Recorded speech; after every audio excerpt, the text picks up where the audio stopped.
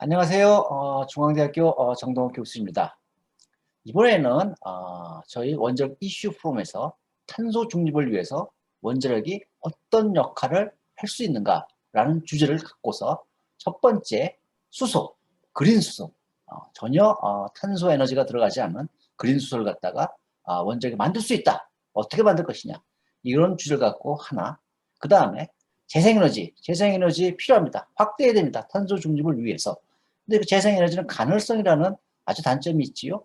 그런 재생에너지의 가능성을 원자력이 어떻게 커버해 줄 수 있는가, 이런 주제를 갖고서 두 번째. 그 다음에 세 번째로는 선박이 선박 수송에서 나오는 탄소가 만만치 않습니다. 그런데 이 선박을 수송을 갖다가 전기 배를 만들 수도 없고 좀 어려운 점이 좀 있지요. 그래서 이 선박에서 나오는 탄소를 갖다가 어떻게 그러면은 줄여주고 없앨 수 있을 것인가? 원자력 추진 선박은 어떻게 그러면 할 것인가? 이런 주제를 갖고 세 번째, 이 세 개의 웨비나를 이번에 준비했습니다. 시청자 여러분, 많은 시청과 관심을 바라고요. 오늘 그 첫 번째 순서로서 그린 수소, 진정한 수소 시대를 열기 위해서 수소를 우리가 어떻게 원자력 에너지를 이용해서 만들 것인가? 그 주제를 갖고서 원자력 연구원의 김찬수 박사님을 모셨습니다. 김찬수 박사님, 바쁘신 가운데 이렇게 나와주셔서 너무 감사합니다. 감사합니다. 예, 안녕하세요. 원자력연구원 원자력수소연구실의 김찬수입니다. 예, 초대해 주셔서 감사합니다. 네, 김찬수 박사님, 우리나라에서 원자력을 이용한 수소 생산하면 넘버 원이신데 오늘 시청자 여러분들을 위해서 좋은 설명 부탁드리겠습니다. 그럼 지금부터 설명을 해주시기 바랍니다. 예. 예, 알겠습니다.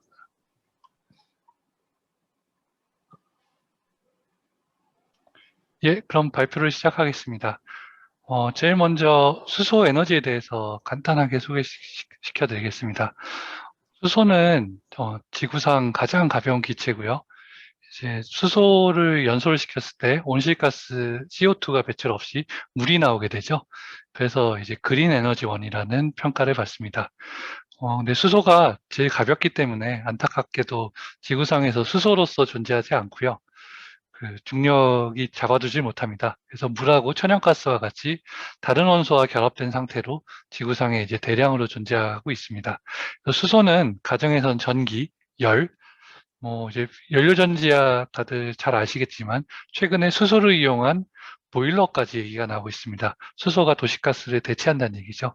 그리고 이제 산업용으로는 반도체, 전자, 석유화학 등의 이제 원료로 활용이 되고 있고요. 그리고 이제 보통 철강에서 석탄을 환원제로 쓰는데 이제 수소를 환원제로 쓰는 그 제철 과정에 대한 얘기도 나오고 있습니다. 그리고 수송용은 수소 자동차, 이제 수소 승용차, 버스, 트럭도 있고요. 뒤에 이정익 교수님도 이야기하시겠지만 그 수소 추진 배 얘기도 나오고 있고요. 수소 추진 항공기 얘기도 나오고 있습니다. 에어버스가 2035년 이제 2030년대에 수소 이제 여객기를 이제 상용화하겠다라는 계획을 발표한 바도 있는데요. 수소가 이제 에너지원뿐만 아니라 여러 가지 다양한 분야에서 그 화석 연료를 대체를 할 계획입니다. 진정한 탄소 중립에 수소가 꼭 필요하다는 얘기가 되겠죠. 예, 다음은 이제 그럼 이 수소를 그 화합물 형태로 존재하는 수소를 어떻게 이제 생산하느냐에 대한 소개입니다. 먼저 수소 생산 방법은 크게 화석 연료를 활용한 추출 수소가 있고요. 이제 물분해 수소가 있습니다. 이제 화석 연료에서 에너지를 열에너지를 가해주면은 이제 석탄가스화나 천연가스 증기계질 같은 공정으로 이제 수소를 만들 수 있고요. 천연가스 증기계질이 현재 우리나라나 세계에서 사용되고 있는 수소의 주 생산 이제 기술이 되겠습니다. 흔히 이거를 이제 그 회색 수소라고 얘기하고요. 탄소 포집이 고려가 되면은 이제 블루 수소라고 얘기합니다. 이제 물분해 수소 같은 경우는요. 이제 전기분해, 수전해가 하나 있고요. 이제 수전해 같은 경우는 상온 수전해, 고온 수전해로 나눌 수 있고, 상온 수전해는 알칼라인 수전해, 팸 이렇게 이제 두 가지로 또 이제 더 나눌 수 있습니다. 그리고 이제 열화학 수소가 있고요. 물을 열화학 공정에 투입을 해서 수소와 산소로 이제 분해시키는 공정을 얘기하고, 여러 가지 열화학 수소 생산 공정이 제시가 됐는데 그 SI 열화학 공정이 가장 효율적인 것으로 지금 이제 추천은 되고 있습니다. 그리고 특히 이제 그린 수소라고 흔히 얘기하는 거는 그 이제 수전해나 열화학 수소의 에너지원이 이제 이산화탄소 배출이 없는 에너지원이면은 보통 이제 그린 수소라고 얘기를 합니다. 이제 원자력 수소 생산은 원자력의 열 에너지와 전기 에너지로 이제 수소를 생산하는 것을 원자력 수소라고 하고요. 이제 경수로 같은 경우는 이제 저온 수전해와 고온 수전해 공정을 활용할 수 있고, 초고온 가스로 같은 경우는 고온 수전해 열화학 수소 생산 공정, 그리고 천연가스 증기 계질 공정의 초고온 가스로를 활용할 수 있습니다. 이렇게 원자력 수소 생산 방법이 여러 가지가 있는데요. 이제 수소 생산 단가들을 이제 비교를 하고 필요 에너지량을 이제 비교한 이제 그래프들입니다. 태양광 같은 경우는 이제 최대 2020년에서 30년까지 해보면은 뭐 11불부터 시작해서 그 아주 이상적이면은 이제 3불까지 떨어질 수 있고요. 이제 풍력 같은 경우도 이제 7불에서 2.5불까지 떨어질 수 있습니다. 그리고 이제 원자력 같은 경우는 여기 마름모로 보이는 게 원자력인데 초기에 포크 이제 1호기에서는 4불부터 시작해서 1.5, 2불까지 2불까지 떨어뜨릴 수 있고요. 다 여기 계산 결과는 이제 뭐 독일의 회사, 미국의 신재생 에너지 연구소, 그리고 유럽의 이제 영국의 무슨 은행, 도저 뱅크라고 돼 있는데요. 은행, 그리고 일본의 원자력 연구소, 중국의 가스, 경수로 이제 개발 회사들이 이제 평가한 결과들입니다. 그리고 이제 2030년, 50년에서 기술이 발달이 되면은 태양광 같은 경우는 이제 5불에서 아주 이제 엑설런트 케이스 같은 경우는 1.5불까지 떨어질 수 있고요. 풍력 같은 경우도 한 2.5불에서 1.5불, 원자력 같은 경우는 이제 어드밴스드 이제 고온가스로가 될 텐데 주로 고온가스로의 플렉시블 수소, 파워, 그리고 수소 대량 수소 공정 같은 경우는 1불 이하로도 떨어뜨릴 수 있다라는 평가 결과가 있기도 하고요. 그리고 이제 그 뒤에 이제 그 다음 밑에 있는 그래프는 그 각 수소 생산 공정과 원자 로형별로 필요한 이제 킬로그램 수소당 필요한 열출력을 킬로와트아워로 환산한 그래프입니다. 이제 경수로 이제 그 저온 수전에서부터 이제 초고온 가스로 SI, 초고온 가스로 스팀메탄 리포밍까지 있는데요. 일단 기본적으로 온도가 올라갈수록 그 필요한 그 열출력이 작아진다는 걸 볼 수 있고요. 가장 이제 작은 값은 초고온 가스로 이제 천연가스 증기 계질이 가장 이제 작은 에너지량을 요구하고 있습니다. 다음은 원자력 수소 역사에 대해서 말씀드리겠습니다. 원자력 수소가 이번에 처음 나온 얘기는 아니고요.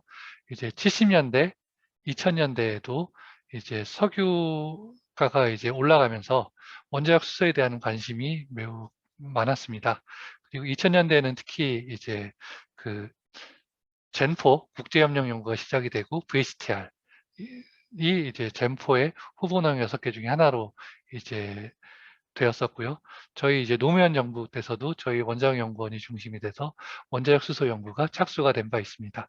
그리고 이제 각각 80년대 저유가 시대, 2010년대에 셰일가스 등으로 이제 유가가 낮아졌을 때 수소 관련된 이슈가 이제 관심이 줄어들면서 연구도 이제 수면 아래로 내려갔다가 이제 2020년대에 이제 그 유가가 별로 높지도 않은데 그 온실가스로 인한 기후 변화 에 의한 이제 환경 문제, 탈탄소 사회를 이루어야 된다. 탄소 중립, 수소 경제를 활성화해야 된다라는 환경적인 이유로 이제 원자력 수소가 이제 바로 다시 이제 관심을 받고 있습니다. 이제 지금까지 원자력 수소에 대한 관심이 잦아들게 된 이유가 저유가 때문에 고유가 때문에 관심이 올라왔다가 저유가 때문에 잦아들었다면은 이번에는 이제 환경 문제 때문에 다시 그 관심도가 올라가고 각광을 받기 시작한 거라서 이제 온실가스 배출에 의한 기후 변화가 아니다. 두 가지가 상관관계가 없다라는 뭐 그런 연구 결과가 나오지 않는 이상 원자력 수소는 계속 지속적으로 관심을 받고 연구 개발이 될 것으로 이제 전망이 되고 있습니다. 그 다음은 현재 현황에 대해서 말씀드리겠습니다. 크게 그 다양한 열이용과 안전성을 고려한 고온가스로 연구 개발이 있고요. 이건 좀 이제 장기적인 프로젝트고 지금 단기적으로 예전과는 다르게 수소가 워낙 급하다 보니까 경소료를 활용한 수전의 수소 생산 연구도 단기적으로 진행이 되고 있습니다. 여기 보이시는 이제 세계 지도하고 그 항목들이 현재 원자력 수소 해외 현황이 되겠고요. 빨간색 부분은 이제 고온가스로 부분이고 이제 녹색 부분은 이제 그 경수로 관련 수소 생산 부분입니다. 유럽 같은 경우는 고온가스로도 하고 있고 수소 생산도 하고 있고요. 중국은 고온가스로가 실제 건설이 돼서 그 전력망에 올해 이제 공급이 될 예정이고 수소 생산 연구도 꾸준히 하고 있습니다. 러시아도 이제 경수로 수전에 고온가스로 천연가스 증기계질 연구하고 있고, 일본 같은 경우도 이제 HTTR이라고 실제 초고온 시험로를 운영하고 있고, 최근에 이제 기존의 SI 열화학 공정은 장기적인 연구 개발 계획이 됐고, 단기적으로 초고온 가스로를 이용한 시험로와 증기계질을 연기한 실증 연구가 미쓰비시 요청으로 이제 착수가 된 걸로 알고 있습니다.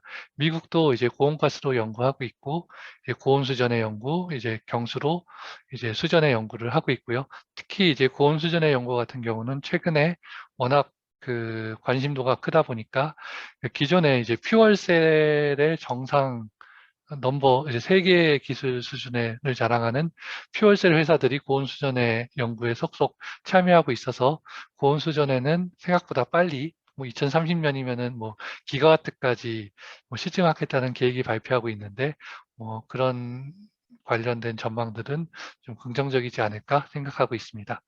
다음은 국내 현황에 대해서 말씀드리겠습니다. 노무현 정부 때 이후로 2000년대 중반 이후로 2019년까지 원자력 수소 핵심 기술 개발을 수행을 했고요. TRL 레벨 2 아무런 기술이 없는 상태에서 고온가스로 개념 설계에 착수할 수 있는 수준으로 기술 개발이 올라온 상태입니다. 그리고 이제 2019년에 수소 경제 활성화 로드맵이 발표가 돼서 정부에서 이제 2040년까지 연간 526만 톤의 수소를 그 킬로그램당 3,000원에 공급할 이제 목표를 발표하기도 했고요. 이 수소 경제 활성화 로드맵을 이제 실현시키기 위해서 수소 기술 개발 로드맵을 그 다부처 여러 부처가 공동으로 2019년 10월 31일에 발표를 했고, 그 초고온 가스로는 초고온 시험로라는 이름으로 생산 기술 분야의 미래형 기술로 포함이 되어 있습니다.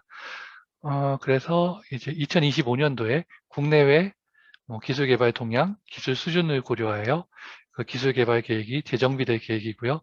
저희 연구원은 과학기술정보통신부의 이제 지원을 받아 초고온 시스템 핵심 기술 개발을 통해서 이런 초고온 가스로 원자력 수소 생산 기술 그 수준 향상을 위한 기술 개발 연구를 수행을 2024년까지 계획이 되어 있습니다.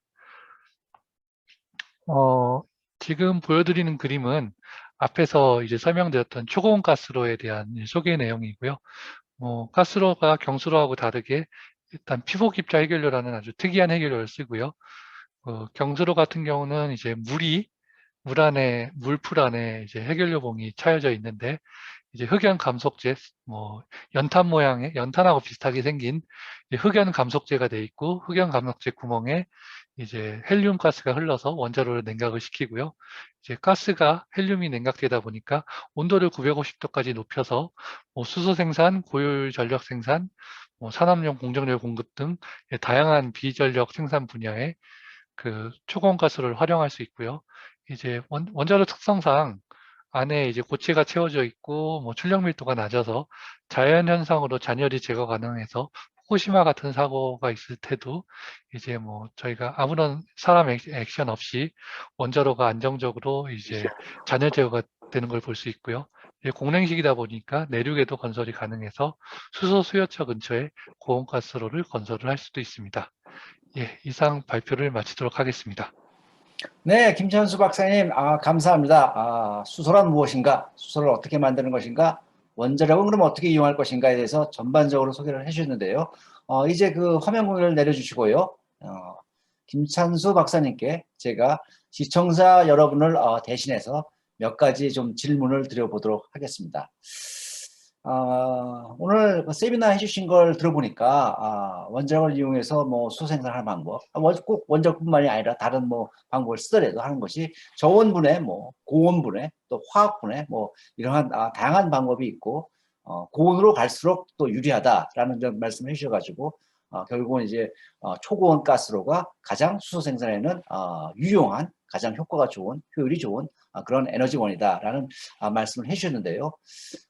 경수로도 쓸 수 있다고 지금 뭐 말씀해 주신 것 같아요. 비록 초고온 가스로보다는 조금 효율이 낮지만은 정이 급하면 지금 경수로를 이용해서라도 그린 수소는 만들 수가 있다라는 이제 말씀해 주셨는데, 항상 그 여러 국민 여러분들이 또 일반 시민들이 생각하는 것은 안전이거든요. 안전인데 원자력 발전소 위험하다는 분들도 많아요. 아직도. 그 다음에 또 이제 수소, 뭐 수소 폭발이다, 뭐 수소 저장고에서 뭐 사고 났다, 수소 탱크 뭐 터지면 어쩌나, 뭐 이런 또 우려하시는 분들도 많아요. 이거 뭐 둘 다 부딪히면 더 위험한 거 아니냐라는 또 이런 의구심도 나올 수가 있는데, 어떻게 뭐 서로 상쇄돼 가지고 이제 위험이 사라지는 것인지, 어떻게 하면 이게 그런 의구심을 갖다 해소할 수 있는지, 어떤 방식을 취하는지 김전수 박사님 설명을 좀 부탁드립니다. 예, 일단 초고온 가스炉같은 경우는요. 아까 바로 전 슬라이드에서 보여드렸는데 원자로가 일단 지하에 있고요. 그 수소 생산 공정하고 원자로가 최소 한 100m 정도 떨어져 있습니다. 그리고 100m 사이에 이제 방벽이 설치가 되고요. 그러니까 혹시 수소 생산 시설이 폭발이 나더라도 1차적으로 이제 방벽이 막아주고 2차적으로 원자로가 지하에 있어서 그 수소 폭발에 원자로가 영향을 받지 않게 시스템 설계를 하고요. 그리고 경수로 같은 경우는 아시겠지만 컨테인먼트가 지상으로 나와 있잖아요. 그러다 보니까 그 경수로에서 만든 스팀을 이제 고온 수전에 공정을 할 때는 그 스팀을 경락 건물에서 한 1km 이상 이제 이송을 시켜서 그 1km 이상의 거리를 둔 상태에서 고온 수전에 로 이제 수소를 생산하는 방식으로 지금 뭐 설계를 하고 있는 걸로 알려져 있습니다. 그래서 이제 일단 수소 생산 공정과 원자로 사이에 충분한 거리를 띄우고 그 이제 거리가 짧을 경우는 방벽을 두고 원자로를 지하에 둬서 서로 상호 간에 영향을 받지 않도록 설계하는 게 원칙으로 돼 있고 그거에 대해서 이제 인허가를 준비 중에 있는 걸로 알고 있습니다. 기본적으로 격리군요. 서로 예, 격리해가지고 맞습니다. 위험시설 간에 상호가 영향이 없도록 격리를 할 수 있다라는 말씀 같습니다. 사실 그렇죠. 뭐 화학공장 같은 것도 그렇고, 뭐 LNG 뭐 저장고 같은 것도 그렇고, 기본적으로 어떤 문제가 발생했을 때 전파되지 않도록 격리하는 것은 가장 위험을 관리하는 원칙이고, 그런 원칙을 갖다가 이러한 수소 생산 시스템에 이런 데다 또 적용을 하게 되면 충분히 방어할 수 있다라는 것이 김찬수 박사님께서 말씀해 주시는 답안 같습니다.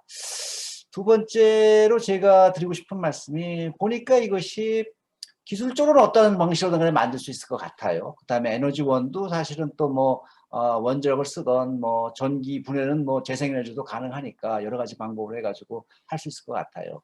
결국은 이것은 경제성 싸움 같아요. 얼마큼 싸게 대량으로 내가 만들어낼 수 있느냐, 뭐 그런 걸 하는 것 같은데, 재생에너지, 지금 이제 재생에너지의 과잉전기가 나올 수밖에 없어요. 그 재생에너지 그 가능성 때문에. 그럼 그 과잉전기 갖고서 이걸 수소를 만드는데 쓰자. 그러면은 뭐, 충분히 과잉전기를 해소할 수 있지 않겠냐라는 얘기 나오고 있습니다. 그렇다면은 이 재생에너지를 이용한 것과 뭐, 그 다음에 원자력을 이용한 것과 간에 어쨌든 간에, 선의의 경쟁이 벌어질 수가 있는데, 어떻게 보세요? 이 재생에너지를 이용한 수생산과 원자력을 이용한 수생산을 비교해서 평가한다면은. 예, 일단 그 재생에너지는 이제 간헐성이 있으니까요. 그 수소가 에너지 저장 수단으로서 쓰이면은 아주 유용한 수단이라고 생각을 합니다. 근데 다만 앞에서도 수소 이제 탈탄소 얘기를 하면서 수소가 여러 가지 산업 분야에서 이제 화석연료를 대체를 해야 됩니다. 그러면은 이제 대량의 수소가 필요하고요. 안정적으로 수소가 공급이 돼야 됩니다. 그러다 보면 이제 그 수소 공급도 해야 되고 하다 보니까 이제 그 대량의 수소 생산이 필요하고 그럼 이제 간헐성이 이제 발목을 잡을 수밖에 없고요. 그래서 이제 그 저장의 보조 수단이면은 재생에너지가 유용하지만 그 탈탄소 사회와 수소 경제 활성화를 위해서는 원자력 수소는 필수적이라고 생각을 하고요. 그리고 서로 혹 재생에너지를 쓴다 하더라도 어차피 그 단가를 낮추기 위해서는 필요한 전력을 최소화시켜야 됩니다. 그러다 보면은 이제 초고온가스로 같은 경우는 그 온실가스 배출 없이 그 수소를 이제 스팀을 온도를 고온 수준의 그 작동 온도까지 높일 수 있기 때문에 초고온가스로 스팀을 만들다면은 뭐 재생에너지가 됐든 원자력 경수로가 됐든 아주 저렴한 전력원을 이제 활용해서 고온 수전에서 수소를 만들면은 충분히 수소를 싸고 이제 대량으로 온실가스 배출 없이 만들 수 있다고 생각을 합니다.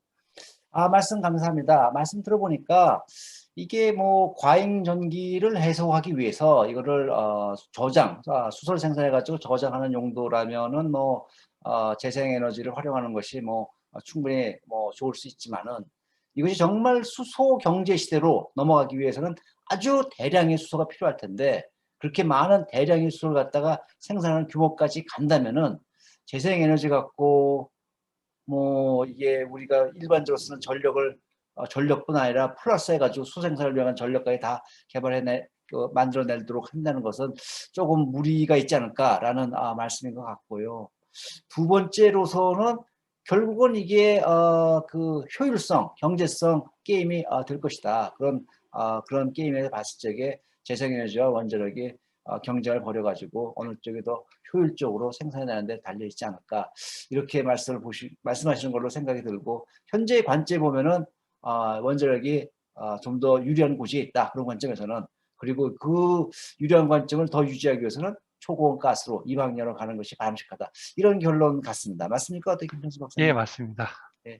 감사합니다. 그리고 우리나라도 꾸준히 그래도 이제 연구 개발을 해가지고 어느 정도의 기술적 인프라는 좀 있는 것 같아요. 이게 정말 연구 개발이라는 것은 어느 구름에 비 내릴지 모른다고 항상 먼 미래를 보고서 꾸준히 조금씩이라도 해두는 건 중요한 것 같습니다. 이게 말씀 들어보니까.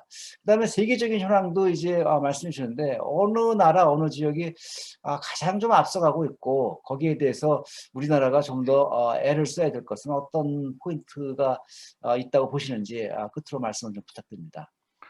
예, 뭐 가장 앞서고 있는 국가는 이제 가스로 부분은 이제 중국이 이미 상용화가 돼 있고요. 고온가스로 같은 경우는 그리고 이제 초고온 이제 가스로 시험로 같은 경우는 일본이 제일 앞선다고 볼 수 있고요. 대신 이제 수소 생산 공정은 그 미국과 유럽이 고온 수준의 공정에서 워낙 지금 메가와트급 실증 단계에 들어가 있고 그 곧 있으면 기가와트까지 될 것 같으니까요. 2030년도 되면은 그렇게 앞서가고 있다고 봐도 되고요. 그리고 이제 미국이 금세 지금 엑스에너지 XE100이라든지 뭐 USNC의 MMR10이라든지 고온가스로 관련 이제 실증 관련 내용들을 그 뭐 사업이나 과제들을 활발히 수행하고 있어서 금세 따라갈 것으로 생각을 하고요. 그래서 뭐 우리나라도 이제 거기에 이제 팔로워로 계속 따라가서 나중에 수소 경제 시대가 됐을 때 그 결국 그 수소를 얼마나 싸게 그 구입을 해서 산업 활동을 하느냐가 결국 경제 성장에 하고 연관이 돼 있기 때문에 그 뭐 경수로뿐만 아니라 경수로에서도 사실 뭐 수소가 0이 됐다가 2040년에 갑자기 500만 톤이 될 수는 없거든요. 그래서 원자력계 그러니까 그 국내에서 동원 가능한 최대한의 모든 에너지원을 다 동원을 해서 수소를 싸고 그리고 에너지 안보까지 고려한 그런 이제 아주 최선을 다해서 수소를 값싸게 대량으로 생산할 수 있는 연구 개발을 추진하고 사업도 하고 해서 진정으로 지금처럼 뭐 석유를 뭐 90% 이상 수입을 하잖아요. 그래도 수소는 그 정도는 안 돼. 수소가 사실 LNG보다도 옮기기도 어렵거든요. 그러니까 뭐 수소만큼은 그 석유처럼 90%를 수입하는 게 아니라 최소 뭐 50%뭐 정도는 그래도 국내에서 자체 생산할 수 있게 물론 뭐 제가 뭐 100%다 국내에서 생산하면 좋겠지만은 그건 쉽지 않을 거라고 생각을 하고요. 최소한 뭐 에너지 안보 차원에서 우리가 확보도 하고 수소 가격도 유지할 수 있게 그런 에너지 믹스를 적절히 그 계획을 하는 게 중요하다고 생각을 합니다. 말씀 감사합니다. 들어보니까 수소는 수송하기가 어려워서 자체 생산해야 된다라는 게 한 말씀 같고, 자체 생산하면 우리 기술이 있어야 되죠. 그게 하나 같고, 두 번째 초반에 이제 말씀하신 거 들어보니까 미국은 이제 소형 SMR 갖고서 수소 생산을 연계하는 거 좀 활발한 것 같아요. 말씀하신 거 보니까 그 이제 수소 생산 기술을 갖다가 개발해 나가면서. 그런데 중국은 이미 상용화에 가까이 다 갔고 이미 뭐 산둥반도에 뭐 하나 거의 다 지었다니. 그다음에 일본도 지금 수소 생산 기술에서는 고온 생산하는 거, 고온 가스 만들어내는 거에서 또 가장 세계 천대라 그러니까 약간 좀 기분이 안 좋습니다. 일본 후쿠시마 사고 나가지고 전 세계 원자력 산업에 특히 우리나라는 말이죠. 이렇게 나쁜 영향 주고 지들은 그거 한다는 거에서 좀 기분이 좀 안 좋네요. 또 중국도 옆 나라인데 뭐 그 원자력 발전 지금 굉장히 짓고 있는데 거기다가 또 이제 가스로까지 이렇게 하고 있다는 거에 대해서 가운데 낀 우리나라서도 뭔가 좀 이거는 뭐 나서지 않으면 안 될 것 같은 약간 좀 그런 기분이 듭니다. 주변의 상황이 뭐 만만치 않군요. 예, 하여튼 뭐 오늘 좋은 말씀해 주셔서 너무 감사드립니다. 예, 감사드리고요. 초대해 주셔서 감사합니다. 네, 감사드리고요. 자, 시청자 여러분, 오늘은 김찬수 박사를 모시고 그린수소 원자력을 이용해서 어떻게 만들 것인가라는 주제를 갖고 말씀 나눠봤습니다. 수소 경제 시대 그러면 제레미 러프킨이 제일 먼저 좀 얘기를 했습니다. 벌써 한 20년 된 걸로 기억합니다. 2002년도에 수소 혁명이라는 책을 내면서 탄소의 시대에서 수소의 시대로 넘어가야 된다라고 주장을 했는데 뭐 셰일가스 나오고 이러면서 한동안 참 관심도 안 두다가 드디어 탄소 중립이라는 대명제의 빛을 받고서 수소 경제 시대를 갖다가 만들어야 된다는 제레미 러프킨의 주장이 전 세계에서 힘을 받고 있는 것 같습니다. 이를 위해 가지고 원자력의 이용이 반드시 필요할 것 같습니다. 이것이 뭐 원자력을 좋아하든 싫어하든 피할 수 없는 것이 아닌가 이런 생각이 들고요. 우리나라가 지금 전 세계에서 이렇게 경쟁하고 있는 또 우리 이웃이라고 하는 중국과 일본도 이렇게 앞서가고 있는데 여기서 이 수소 시대의 경쟁에 뒤떨어지지 않도록 국민 여러분들이 관심을 주셔야만 됩니다. 그래서 오늘 시청을 통해 가지고 국민 여러분들한테 시청자 여러분한테 좋은 정보가 갔기를 바라고요.